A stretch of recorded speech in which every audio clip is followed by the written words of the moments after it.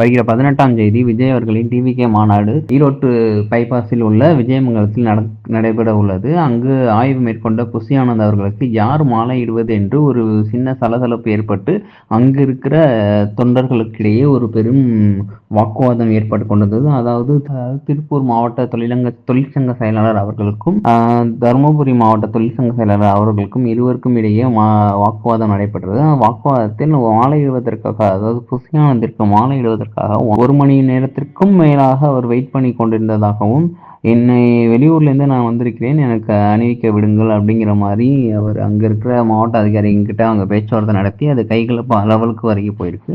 அதுக்கப்புறம் புஷி ஆனந்த் வந்து இருவரும் யாரும் மாலையிட வேண்டாம், எல்லாரும் பட் இங்கேருந்து வெளியே கிளம்புங்க அப்படிங்கிற மாதிரி புஷி ஆனந்த் வந்து அங்கே இருக்கவங்க முன்னாடி எல்லாத்தையுமே கத்தி வெளியே அனுப்பி விட்டுருக்காங்க. ஏன்னா இது ஒரு சின்ன விஷயத்த ஒரு பெரிய கலவரமானது. நாளை வேறு மாதிரியாக எதுவும் நடக்க வாய்ப்புள்ளது. இந்த மாநாடு நடைபெறதுக்கு ஏற்கனவே ஏகப்பட்ட விதிமுறைகள் அண்டு அனைத்துமே உள்ளன. இதற்கிடையில் இந்த மாதிரி சின்ன சின்ன சண்டைகளால் விஜய் மாநாடு வந்து நடப்பதற்கு ஏதாவது ஒரு இடையூறு வந்து விடக்கூடாது என்பதற்காக அவர் மேல் அணிந்திருந்த மாலையை தூக்கி எறிந்து விட்டார் என்பதும் அங்கு இடத்தில் தெரிய வருகிறது.